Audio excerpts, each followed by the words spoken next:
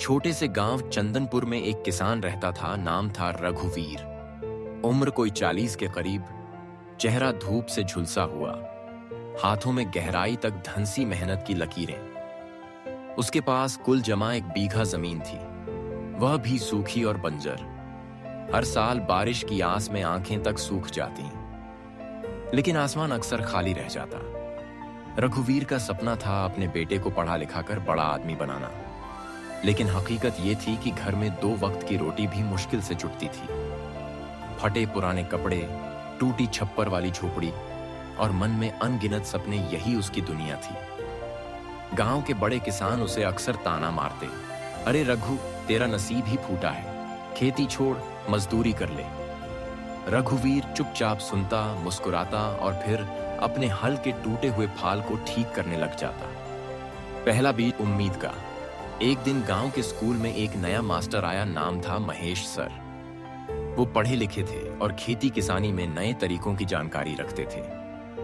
उन्होंने एक दिन सभा बुलाकर कहा, अगर हम बंजर जमीन पर जैविक खेती करें तो मिट्टी खुद उपजाऊ बन सकती है। जरूरत है धैर्य और मेहनत की। रघुवीर की आंखों में चमक आ गई। उसने तय कर लिया, चाहे जो हो जाए वह अपनी जमीन पर कुछ उगा कर दिखाएगा। उसने गांव के पास के जंगल से गोबर, सूखी पत्तियां और खाद बनाने वाली चीजें इकट्ठा करनी शुरू कर दी। खेत में खुद खाद तैयार किया, रात दिन एक कर दिया। लोग हंसते, मजाक उड़ाते, कहते पागल हो गया है रघु। लेकिन रघुवीर के कान अब केवल अपने सपनों की आवाज सुनते थे। संघर्ष का मौसम।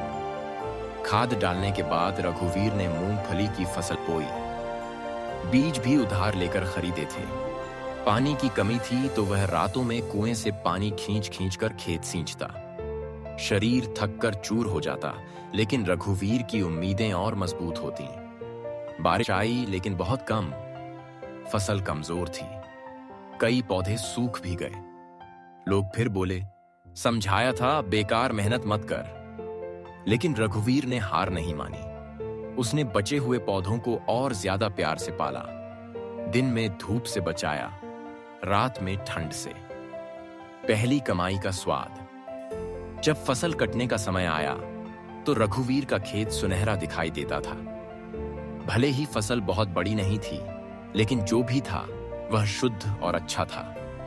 उसने शहर में अपनी मूंगफली बेची और पहली बार अपने हाथों में 40,000 रुपए देखे।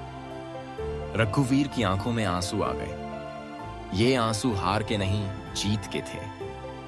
उसने सबसे पहला काम किया, अपने बेटे चंदन के लिए किताबें और यूनिफॉर्म खरीदी। चंदन को स्कूल भेजने का सपना अब सच होने लगा था। नई सोच, नई राह।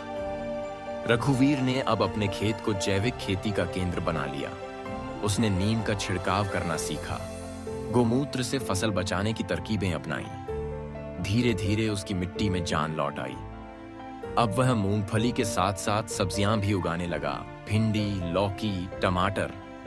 गांव के लोग जो कभी उसका मजाक उड़ाते थे, अब उससे सलाह लेने आने लगे। रघुवीर ने कभी किसी से बदला नहीं लिया, सिर्फ अपने कर्म से जवाब दिया। नया सूरज। 5 साल बीत गए। रघुवीर अब गांव का सबसे सफल किसान बन चुका था।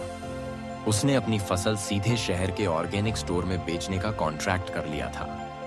सालाना आमदनी लाखों में पहुंच गई थी। उसने अपने घर की टूटी झोपड़ी तोड़कर एक सुंदर पक्की हवेली बना ली थी। अब उसके बेटे चंदन ने भी इंजीनियरिंग कॉलेज में दाखिला ले लिया था। गांव में जब लोग रघुवीर का नाम लेते थे तो उनके चेहरे पर सम्मान होता था। अब वही लोग कहते, रघु भाई जैसा धीरज और मेहनत वाला कोई नहीं। सीख जो रघुवीर ने दी। एक दिन गांव के बच्चों को रघुवीर ने इकट्ठा किया और कहा, सपने सिर्फ अमीरों का हक नहीं होते। सपने तो उन लोगों का असली गहना है जिनके पास सिर्फ मेहनत और हिम्मत होती है। उसकी कहानी अब आस-पास के गांवों में मिसाल बन गई थी। सरकारी अफसर भी आकर उसकी खेती के तरीकों को समझने लगे। रघुवीर को जिला स्तर पर सर्वश्रेष्ठ किसान पुरस्कार से नवाजा गया। मंच पर जब उसे ट्रॉफी मिली तो वह अपनी मां की तस्वीर को याद कर रो पड़ा। वह मां जो हमेशा कहती थी, बेटा मेहनत कभी खाली नहीं जाती, भगवान देर कर सकता है पर अंधेर नहीं करता। अंत मिट्टी से सोना। रघुवीर अब अपने जैसे गरीब किसानों के लिए फ्री वर्कशॉप्स कराता था। उसने एक जैविक किसान समिति बनाई थी जो हर साल नए किसानों को ट्रेनिंग देती। उसकी जिंदगी में अब पैसा था, सम्मान था और सबसे बड़ी बात आत्मसंतोष था। उसने साबित कर दिया था कि अगर जिद सच्ची हो तो बंजर मिट्टी भी सोना उगल सकती है। कहानी के आखिरी में जब रघुवीर अपने बेटे की इंजीनियरिंग की डिग्री हाथ में लेकर हंस रहा था, उसकी आंखों में वही चमक थी जो उस दिन थी जब उसने पहली बार बीज बोए थे उम्मीद की चमक।